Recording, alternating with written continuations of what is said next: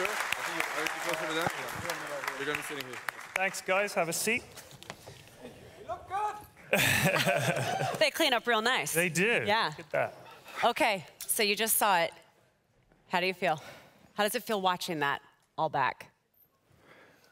Very emotional, very, very emotional. I mean, like, we kept talking about Ti afterwards, and I think most of us shared the thing where we just seem to have forgotten a lot. Like, we forgot over half of what happened.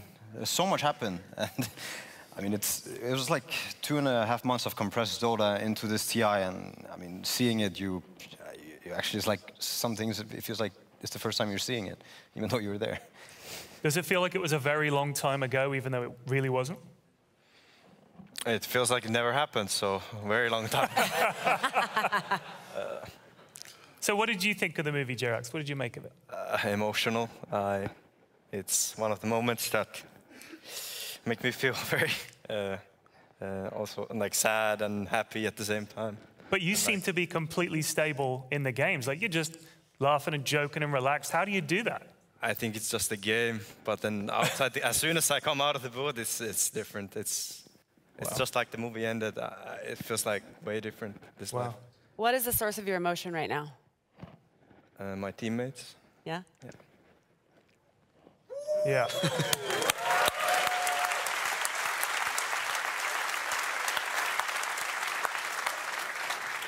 It's rare that one can go back and actually watch and see what the other team is doing in any sport. You had a chance to do that here. I know you've had a chance to do that before, but I mean, this was the grand final. What surprised you the most about what you were able to see watching it back, Seb? Just how strong we were together. I mean, we felt it, but looking at it as a spectator, yeah, I think there was, I mean, something happened, you know, something magical happened, and I'm also feeling it when I watch this movie. There's something that we cannot, it doesn't get to us, you know, nothing gets to us. I mean, I see these games now, I watch back the replay, and I'm like, I mean, they might lose, like, they're 20K gold behind. And I know we won, right? I mean, I lifted the goddamn trophy, but, like, I'm still thinking, you know, but it's like we're protected in these games, is how I felt, and I felt very secure in these games. I felt like nothing could get to me, and that's like, thanks to them, and thanks to what we built together. So yeah, I mean, that's what struck me the most when I watched. What about when you saw some of the strategies of LGD? Was there anything that surprised you based on the conversations that you were able to witness? I mean, yeah, a little bit. Obviously, you know, this is like something we would really, like, how to put it, like, we would sacrifice a lot of things just to get in their brains for like just a minute, you know, because the entire tournament you spend it studying them and trying to understand how they think and how they think of you and what they have prepared. And now, of course, there's a lot more to what they, you know, build strategy-wise, but you get glimpses of it watching TrueSight, and to us, like, this is really golden. Oh, so that's what they thought. So obviously, they had some really good things going, and other things where they probably should have gave us a little bit more credit for certain things. But the same goes, it goes the other way, right? Like, we're looking at some games, and we're looking at a hero they picked. You were like, we got this. Yeah. I mean, we got this, right? But, you know, 20 minutes after, I was not that proud. So, it's how it goes. Like, you want to be confident anyway, yeah. Wow. So, let's talk about outside Dota for a second. After TI, how would you say your day-to-day lives have changed in the last few months? Like, do you wake up every morning and think, wow, I want TI, or is there more to it? How did it change, Topias? Topias, how's life? I don't think it's changed much. Like, I still play Dota all day long. The only thing is that I don't have to like count my every euro I spent. Like, I can go shop, I can buy food, and I don't have to care like how much it costs. Like, you know, I can.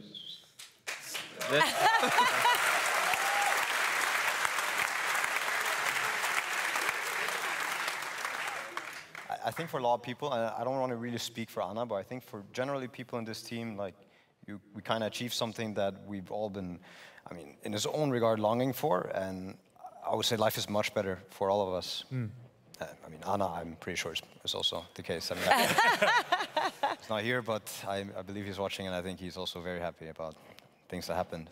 Yeah, what would you like to say about Anna on his behalf? Because I know that you were such a tight-knit group. My boy. He got them. Yeah, he got them. I mean, when I first talked to Anna, it was early 2017, I believe, and the first sentence, or like the last sentence before he joined the team, was let's win some majors and a TI, and it was kind of what was missing. So hired. It was like he said it, he did it, and now he's out. Yeah, job's done. Yeah, that's all you asked for. Yes. Yeah. Awesome. So, Topson, you started off like with the team basically in the middle of the year.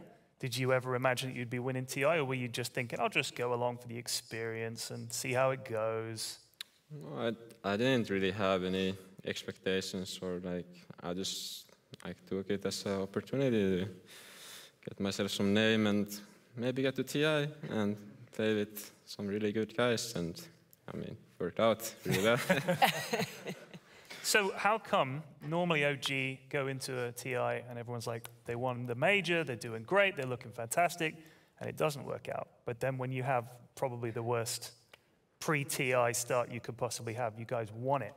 What changed? What was the secret that you suddenly unlocked at TI where you said, all right, we got it, guys, this is the key? I mean, every single loss definitely made us stronger, so there's that. There's no other path to winning than like losing over and over again. And we had losses, so it helped. I mean, it really helps because you carry these with you as experience and, you know, like a lot of other different things. But it's definitely the human aspect that I would say. Of course, the Dota part, it was on point because if it was not on point, then we would have gotten knocked out or we would have not even qualified. But what made the difference is definitely, yeah, the human aspect of it and how we were there for each other's. And yeah, this is what I think, you know, was the biggest difference between this TI and the other years. I mean, yeah. I also think that we didn't set pressure on ourselves. Like Topson said, there's no expectations. You just play. And I think most of the games we just had fun.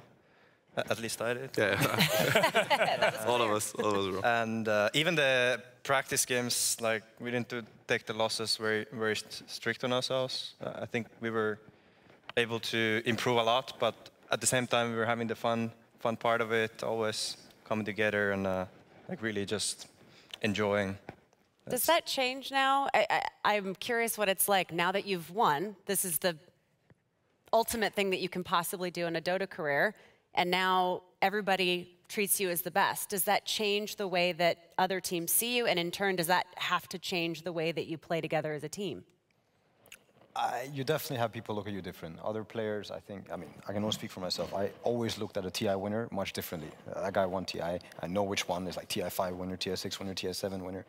You know it. It's very prestigious in a way. I mean, they beat you. I mean, they beat me at that tournament. It was always like that. And yeah, it's changed, but I don't know. It feels easier now to play than it did before. Easier? Yeah. Would all of you agree with that? Yeah. Yeah. It feels easier. Yeah.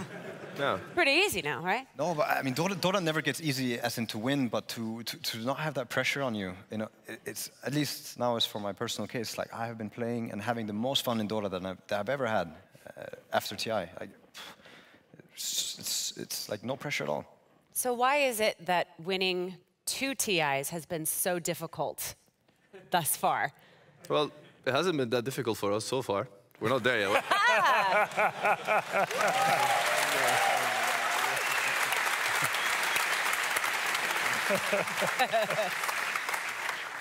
We'll let you know after TI9. I mean, now that you're there, though, do you see why it has been tough for other teams to reconvene and come back and make another run at it? Or have they just not been you? No, I mean, honestly speaking, I don't think it's... Name me a player that keeps winning. Right now? I mean, there's no player that keeps winning in Dota. Dota is that hard. It is a really hard game. It's true. There's a lot of people that want it. And if you're going to do something like winning 2 TIs, you got to really, really want it. And that seems to be hard for people, like really, really hard. But we're here to try and do our best at it. Okay, so if you guys think back to Ti8, what, other than lifting the trophy, what was the moment where you really thought, we've got a shot here? Because you probably didn't think that coming in, but halfway through the tournament, pretty early on, just in the semi-final? Where was the point where you thought, lads, we can actually make a real run at this? That's a good question. After the first day of group stage, we were like almost winning the best teams there, and I was confident. I told my dad a few months before TI that this was our best chance that we've had. A few months before TI, right in the middle of all the... Right after we just established this team. You knew. I knew our chances were better than before. That's what I felt. Yeah. It was interesting for me as an outsider to watch the different dynamics of the teams, and obviously context is important. There are cultural differences, but and you've touched on this before, but just how important was it that you were having fun together? Because the balance between your personalities was so fun to watch. It was fun to watch, you know, somebody would make a mistake and immediately you all just said, don't worry about it, move on. Is that the key?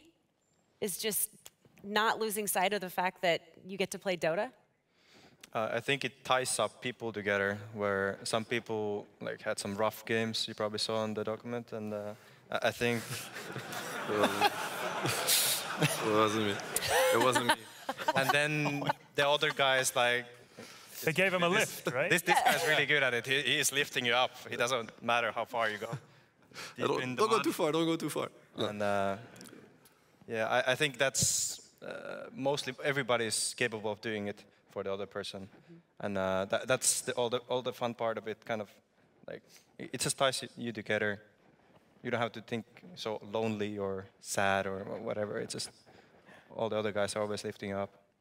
I think naturally Dota wants to kind of bring that out in you, the worst in you. It kind of happens when you... That is definitely true. Definitely true. But if you as a group together try and fight that bad feeling of losing and the game, like you get unlucky at some point, and you fight that as a group, then it becomes very nice. Like you're finding a negative feeling together. That's a good way of looking at it. That's the next pub. That's the next. That's your next pub, guys. Everybody's next nice. pub. Fight it together. Next pub. So there was a moment when we watched, you guys watched this earlier. Because we're super creepy. We are kind of creepy like that. We like sat them down in the Spider. theater. We're like, watch it. And it was really kind of a fun It was experience. interesting because this was a bit that you actually jumped out of your chair. I knew it. So explain this bit to us, why this mattered. I think we're going to show the clip now. Hopefully. 打到我头晕脑胀，我操！ Yes, yes, I fucking knew it. Yeah. You actually called it. I fucking knew it. You called it that they felt bad. No, but I had the same headache, man. I think most people who played that game had a really heavy head afterwards. So, so you had a headache in the same game, and when he came out, what was it about the game that gave you guys all headaches? I mean, now people can speak for themselves, but Right. I like to think that everybody who plays Dota speaks the language of Dota. And to me, what was being a part of that game, and I think it's more so for some roles maybe, but in general, that game was so hectic and intense. There was so much to think about for so long.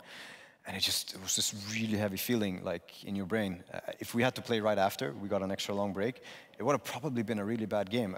I think because most people would not have been ready. Yeah. We needed a break, and it was a really intense and long game, game 4.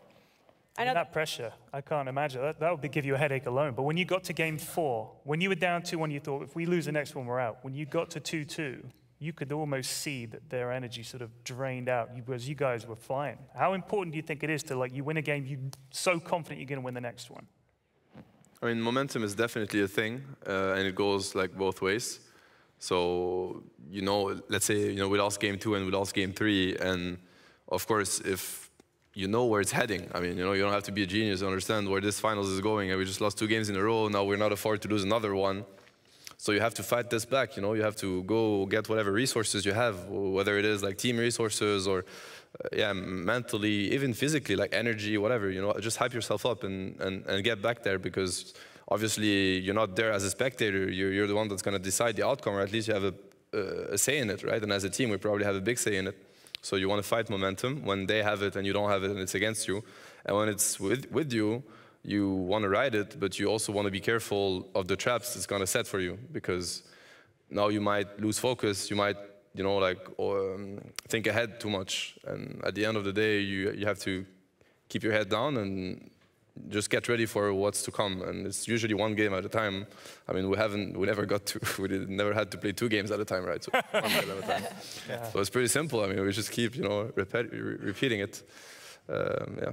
I know that a lot of people refer to this as the best TI ever. And credit obviously goes to you guys, but it also goes to PSG LGD. They played a great match too. This is a chance for you. They're not here tonight, but we all appreciate how hard they played as well. What can you say about them as a team and the kind of effort that they put forth in the match? There's one important thing about it is that in the documentary, they sometimes had words against us that might seem offensive, and we probably had the same. It's not these teams, and I mean, we know that as a matter of fact, that there's like an immense amount of respect between these teams. I'm sure they have an immense amount of respect for us, and likewise. Sometimes a way to hype yourself up is to try to convince yourself that they're not as good as they look like, because obviously you've been studying them and they're really, really good, but you maybe want to try to tone that down a little bit because you're going to have to beat them. You're not here to look at how good they are, you're here to beat them. I mean, honestly, props to them. Like, they were an insanely hard team to understand, to face. They gave it their all for sure. Like, I think it was like one of the closest series I've ever played in my life, and I'm sure it's the same for most of us. I say that they're one of the more open-minded teams when it comes to many things. Even though this documentary, you have these bad words, some things might be lost in translations. Even if it's not, it's a matter of like you want to put your enemy below you always. And if you're having some self-esteem issue, it's also good to just put them down. It doesn't matter. You have to be above them. But like I said, they're a very open-minded team and they play really good Dota. I've been playing against FY and I lost to him so many times in my life. I'm so happy I didn't have to lose to him again. We have one more question, but before we ask it, we want to give you a few details on the Q&A. So after this question, we're going to start accepting some of the questions. And you guys have thought of some good ones, right? One guy nodded. Great. We'll get right on that. So you can start lining up in that back corner. Nick is waving. He's waving right there, waving his phone there. Waving his phone. If you line up there, they will help get everything sorted out. We also are going to have a director's cut of what you just saw tonight, and that will be available later. Soon. TM. I'm like, I pause. Later. Yes, later. We will give you those details soon, and that will also be worth watching. It's all just fantastic. Yeah. So we look forward to hearing your questions. Yeah. What about the balcony? So sorry. Sorry, balcony. No, hello. come on down.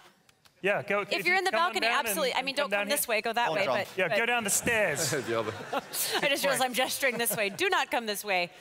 Go down the other way. One final question. I know you had a really good one that we had talked about. Did I write it down? You did. I've forgotten it. I was going to ask him that. I felt like I was stealing it from you. What does that say? Your handwriting is terrible. I know. I'm sorry. No, that one. Oh, right. So, I remember. Ti8. You guys, for whatever reason, there's some other team is in the final. It's unimaginable, but let's just say it happened, okay? What advice would you give that team and say, these are the things that we learned, and this is how we did it? What advice would you give to that team? I'd like to ask each one of you, regardless of who the opponent is or how they're playing, what single piece of good advice could you give them? Seb? You want an honest answer, or you want Absolutely, as honest as you dare. I mean, honest answer, like, good luck, bro. Like, I'm not giving you any advice.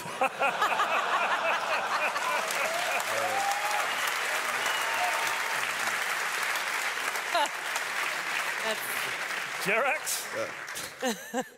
I mean, they're going to be playing us. No, against someone else. Pretend that they're not. That's why I said, just imagine that somehow but that's the only not. possibility. Okay, so the only possibility is against you. So it doesn't, there's no other word. Okay, of course. Thompson, can you think of anything that you'd say? Just focus on your own game and don't overthink it. Don't overthink it. Okay. You can do what I did, and it's to go talk to Kuro. He knows. Huge thanks to Kuro. I honestly don't think that I could have helped my team half as much if it wasn't for him. So if he's willing to speak to you, that's what I would do. There you go. So sweet. Okay. Talk to Kuro, man. Talk to Kuro. Talk to Kuro. All right. We're going to open it up to you guys. Yeah, let's do the Q&A. So if you've got a question, I'm going to head down to the microphone, but if you're ready, we're going to have you start lining up. Sending me out. Here we go. Can we get a round of applause for your TI8 winners, please?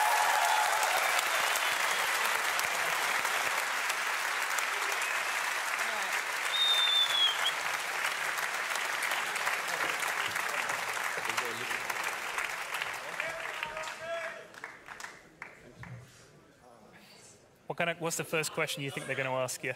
Huh? What's the first question you think they're going to ask you? First question that they're going to ask us. I feel like a lot of the questions. What's the burning question on OG fans' lips, would you say? Where is Anna? Where can you get this T-shirt that I wear? It's there. Yeah, there it is. Yeah. My name is Mirza. All right, I have 2 questions, one quick and one short. Sorry, one quick and one long. I'll accept. First one I'll do for the memes. No Tail, why did you steal Thompson's mustache? I want to look like Charlie, man. I just want to like a mustache like Charlie. I'm just fine, man. Excellent. Second question, and I'm really curious about this. If you can just do a quick head math between the 4 of you and maybe on behalf of Anna, how many hours played in Dota, not including Han, in Dota 2 do you have together? 15,000.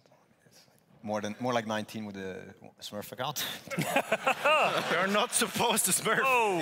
I haven't played on it for 5 years. Yeah. It's an old one. How much are you on? 18,000. 18?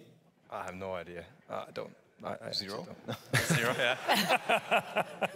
Something around these lines. Yeah, something around 20, like between 15 to 20K. I don't know. It's So do you think between all 5 of you, 50,000 hours, maybe? No, more. 60,000? Like 80? 75,000? Well, he was on 0, so I was taking that into account. Yeah. Should we say, so we say 80,000 hours between the 5 of you? Does That's that sound about right. right? Quick maths. That's 80,000. crazy. That's crazy. A lot of quick maths. Yeah. Congratulations on your win. Thank you. Good question. Thank you. That was a good one. Hi. Come on up. And you make sure you get right up on that microphone. What's your name? Xavier. Nice to meet you. Go ahead and ask your question. So my question to you is, your run at the grand finals at Ti8 really looked like what you experienced at the Kiev Major grand finals. What did you learn from there, and what experience did you take from Kiev to win Ti8? Yeah, Topias, what experience did you get from Kiev? I think, for example, for Anna, I'm just going to say for Anna, it's like Kiev was a big turning point for him, I want to say. We had some strategy issues and stuff. We were pushed in a corner by VP in Game 5, and yet we bounced back, and we went back to something that actually didn't have that much success, but yet we just blindly believed in it. I think, for me, that was something very beautiful, is blind trust, and I mean, we kept seeing it all the time in TI. We had infinite trust in each other. All right. Thanks a lot, and Lakad Matatak. Lakad Matatak. Come on up. Thank you. You ready to ask your question? I am. And your name, sir? My name is Marcus. Continue. So every TI final has had like a one big play, like the $1 million dream call, the $5 million Echo Slam. Could each of you pick out one play that you want to highlight and give it like a name, like on the spot? Anna Scepter. Scepter. Anna Jules, what are you saying? What am I saying? I feel like Sep should be kind of easy. I'm gonna pick. You got to call. You got to give it a name. What are you going to call this? Yeah. Is that what we call it? I'm gonna give it. I'm giving it to Anna. I'm giving him the Ember Dodge. I think the Ember Dodge on the unbeatable FY shaker that echoes the ground, because Anna has used before. Yeah, that's a good one for me.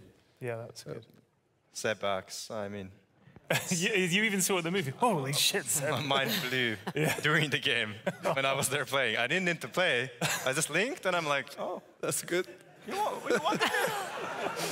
Did we, I think we played like 1 versus 5 or something. Yeah. I mean, no, it was like. And then Anna came later. No, but also it came out of nowhere because my axe is not as good as people think it is. I mean, But that's a secret. That's not gonna get out there, right? Like, You don't rate your axe? I mean, actually, I think it was the first axe that we played. Like, it was not a hero that we played so much. So. I think he'd hardly played in the tournament up to that point. No, but not even in practice. Yeah. It's Just casually strolling in and winning. Yeah. Axe You're a called few us. months away, I think, from your last X game, right? It's been months. Yeah. It was a long time. Well, it worked. Yeah, it did somehow. Thompson $5 chain lightning? I don't know.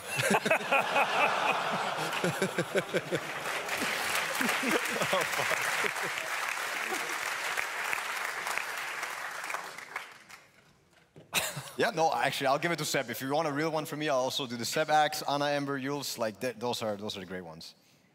I have a little follow-up. Did any of you guys notice at any point the Anna Ember game, the fight at the secret shop, where he was locked down? While he was locked down, he sold his items so that when he died, he had enough gold for a buyback. Yeah. Did any of you guys notice that at any point, or when did you learn about this? Anna told us after the game that he sold it, and apparently it worked. Calculated. That's what he said. I think none of us noticed. No, but he didn't even say anything in the game. He's Not like, in the game, no. oh shit, they're ganking me. And that's the last thing we heard. And then I have... that was it. Does he say anything at all? I mean, it's like, I didn't even expect him to do the math that quickly, you know, like for normal things, like it's gonna take him longer, but for some reason, like he did the in 1 second, he had it correct. I don't know, I think it says a lot about how focused players can be in these games, and it just like, whatever capacities you have, like it just amplifies everything because you're so in the zone and so focused that, yeah, you just push your limits constantly, and that was a moment where he did. I mean, it was just a normal day in the office for him, right? But you're going to play a pub or something, you're not going to be that focused. Probably going to be harder to, you know, do a play like this. And for him, it was very casual. I mean, he didn't even say anything about it. It was just like, let's move on. You know, you don't want to get stuck, you know, because, I mean, they keep bringing the fire to you. They're going to do something else and stuff. You want to stay in the flow of the game. Yeah. Good question. Thank you very much. Thank you. Thank you. All right, come on down. Hi, how are you? What's your name? Nikolai. Nikolai, go ahead and ask your question. This is mostly... Better? Okay. This is mostly for Seb. So I was wondering what made you eventually come back and play, and how did it feel then to prove yourself as a player, having already proven yourself as a coach? I mean, it felt great, obviously. And what made me come back is mainly the trust that I felt from my teammates and the fact that they believed that they needed me. And this is something that gives you wings. And it's probably a big part of why I was able to have a good performance or a decent one, because like they just feed you confidence. This is where it comes from mainly. Yeah. Did we? I mean, yeah, you did. Oh, okay. Even if you didn't mean to, you did. You ended up doing it. So yeah, that's where it comes from. And you played okay. Yeah, sure, thanks. that's the confidence we're talking about. You know, after such a motivational speech, I'm just gonna lift mountains now. That I mean, I played okay. No, but Thank you. Thank you.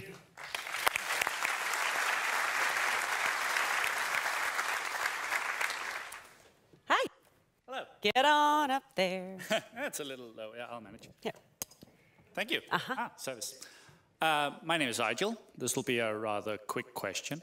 So now that the whole underdog strategy has proven worthwhile to you, how do you plan to fuck up the team this spring so you can win next TI? We'll let this guy in. It's been working. Thanks, Nick. So far. Good looking out. I mean, we got rid of one guy already coming here. Oh, man, we're just planning to really dig ourselves deep in a trench, hope for people to just forget that we exist, and then like eventually we're gonna see like, do they remember? Open qualifiers. Yeah, open qualifiers. have you seen our last games? Like, it's already on. Like, have you seen it?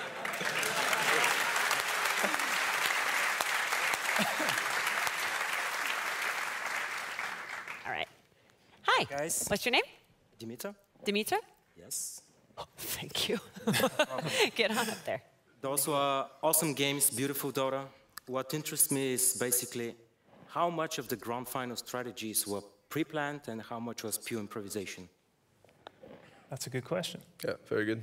We saw Seb waving his notes around. It's He commented on that. So I'll do it more next time. I'll bring even more paper. I want you to walk in with like a binder. Yes. Slap it down on the table. Yes. Look the other guy in the eye. Page 187, huh? Wisp, is it? Okay. Had I knew it got to them that much, next time I'm going to be acting so much, it's going to be crazy. Just pictures of Spectre.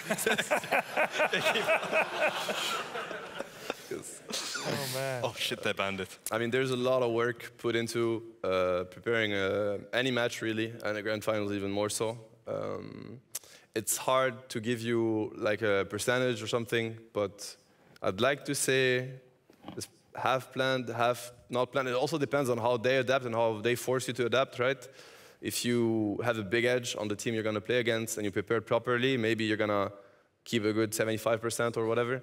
But if the team adapts correctly or you didn't prepare properly, then it could go really low, right? In that finals, I'm not sure if we have to give a number, like how much was ended up being like proper preparation that we put into use. I think the first 2 games are closer to what we theorized might happen, because I mean it's drafts, they're going to do something and you're trying to figure out what they're doing. And then what's normal in every grand final is like it just gets weirder and weirder and you go more and more away from your notes. That's what normally happens, and that was also the case here. Thank you. Thanks. Thank you. Thank you. Of course.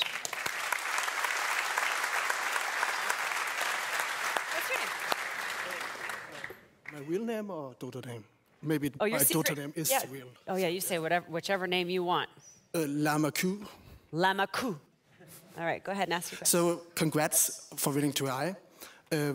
When I saw Trueside right now, I got really amazed on how positive you were. Like normally my games are not that positive. I don't think anyone has positive games, but how important do you think Sepp was his positivity in winning Ti8? And? That's a question for you three. And? Yeah. And? Do you think we can get a chat wheel, a Sepp chat wheel, like focus up? We're gonna fuck them. That would be amazing, actually. Like the one I really want is the slay, slay, slay. Slay, Yeah. slay, slay, slay, slay. Yeah. You gotta slay, slay, slay, man. So back to the first question, how much did Seb's sort of on-the-spot coaching of you guys, how much did that affect your mentality in each game going into TI? It's not possible to play your best in a bad environment, and that's the essence of making a good environment. It's like being positive and believing. But so the comments really do help when he says, we're going to fuck them, guys. It actually helps. Of course. I mean, if you happen to forget it, then slay, slay, slay. Slay. What else? Slay. Yeah. Awesome. All Thank right. you.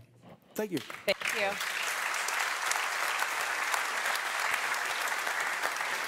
Before we get to you, we have a question from Twitter. So if you're watching on the stream and you have a question, you can use the hashtag TrueSight, so we can include you guys in this too. At Brazo Majestat says, to what extent do you consider your victory to come out of skill? And to what extent is thanks to your attitude and calmness? It's a weird thing, right? Talent and hard work. You cannot really play Dota if you don't have the talent for it, as you probably cannot play versus these mega talented players if you don't have it. But even more so, if you do not put work next to your talent, if you have it, you're not going to get anywhere. Hard work gets you further than anything, I believe. So that's kind of the mentality that we're working with, but there's also the thing of talent. I don't really know. It's a very weird thing. That's my take on it anyway. I mean, the way I look at it personally is, if you don't have the skill, then no matter how good your mindset is, it's not gonna be good enough. You know, it's not gonna cut it. You get to this stage. I don't know, the last 4 teams of TI. These are the 4 best mechanical teams in the world. Like that's it. There's no doubt. Then what's gonna make the difference, I think, is how they approach these games, probably. And this is what's gonna separate them from each other, because the skill gap between teams. Sometimes when you watch a game, it might be hard to assess. You know, one team might look much better just because of how the game is being played out, but truly they're not that much different when it comes to what they can do. You know, if they're given the proper conditions to shine. So yeah, it's gonna come down to the mindset. But like, you need both. You know, to get it to work. Okay. All right. Thank you. Go ahead. What's your name? My name is Oli, and I saw Seb playing 5D chess, and I was wondering, how did you prepare yourself for the matches?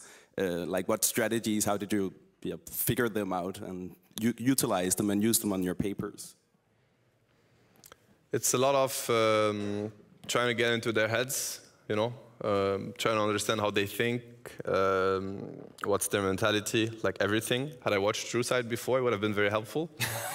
Obviously, that's not how it works, but yeah, it's literally trying to understand them. And for that, you need to respect them. Because if you don't, you're obviously, you're never going to understand an opponent you don't respect. Because you're going to look down at them, you're going to like, how to say, like you're not going to put the work in. Yeah, you're not going to put the work in, and it's also you're not going to recognize where the value lies. If they believe in something, then it's probably something you should look at, even if you don't believe in it yourself. It's not about yourself, it's about understanding what they're going to be doing, what they're going to be doing, and what they're going to be bringing to the table. And if they're in the finals, they're here for a reason. They didn't just like, walk around and somebody told them to come try to play. Like they just earned their spot to the finals. So yeah, trying to get into their heads. Thank you, and shout out to Frag TV.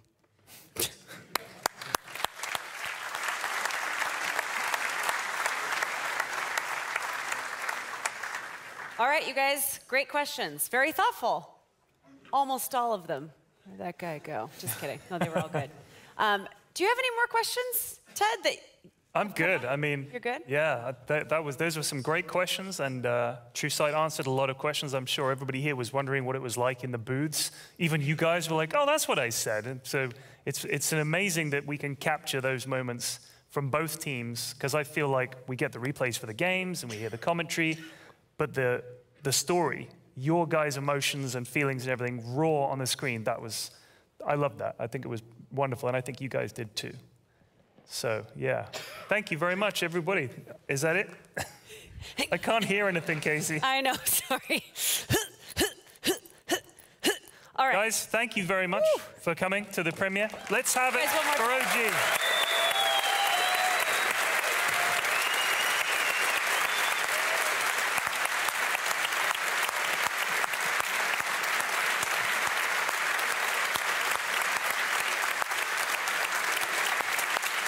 Okay, oh, there we go, yeah, standing ovation.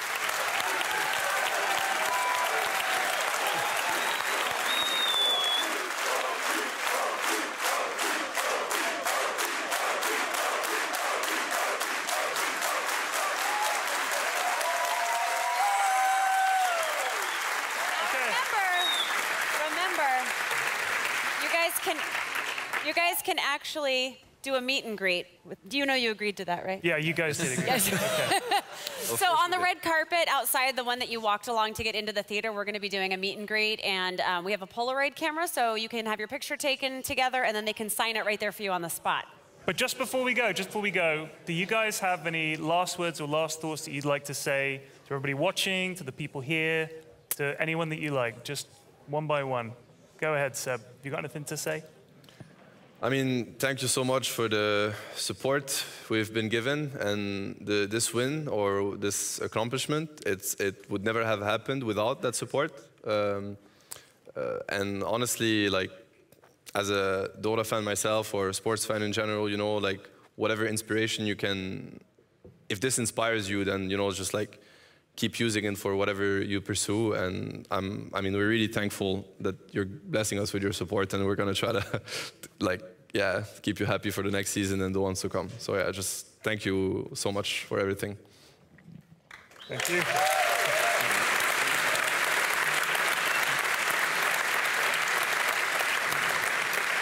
Jerax, do you have something you'd like to say? Sorry? Do you have something you'd like to say along the same kind of line? Oh, yes. Okay, here we go.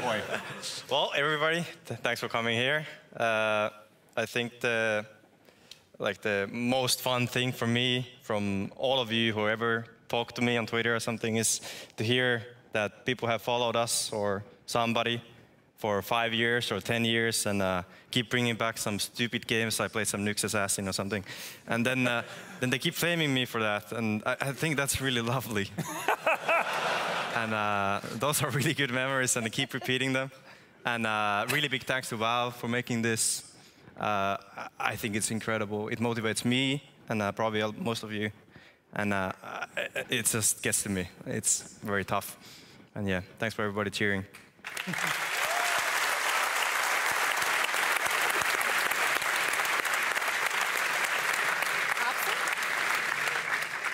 Yeah, thank you all for coming.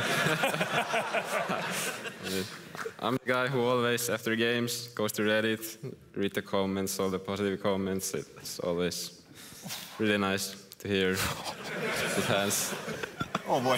Positive? I read the comments, yes. There is positive comments? Yes, there's positive. If you dig, if you really go down, Scroll. it might come down. But yeah, it's nice. That some people actually like care, you know. Thank you. Well, you've got a whole lot of people here that do for sure.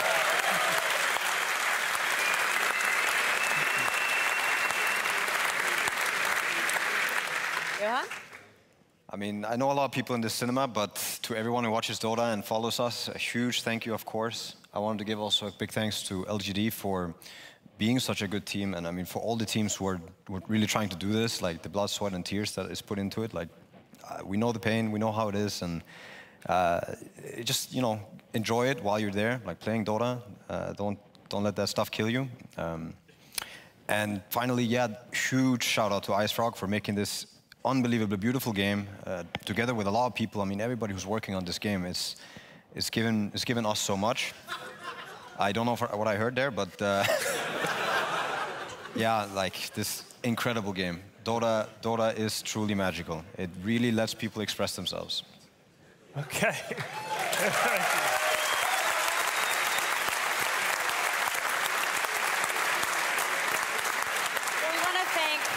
For being here. We really appreciate you guys taking the time, and I know it means a lot to everybody who's watching. And we want to thank all of you guys for coming out and supporting Dota. I mean, it's just so exciting to see everybody here together and everybody watching online too. We really appreciate it, and I know I'm excited for Ti8 already.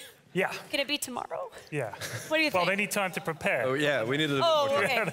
I'm sorry, I forgot. So thank you once again, and we'll see you on the red carpet. All right. Thank you.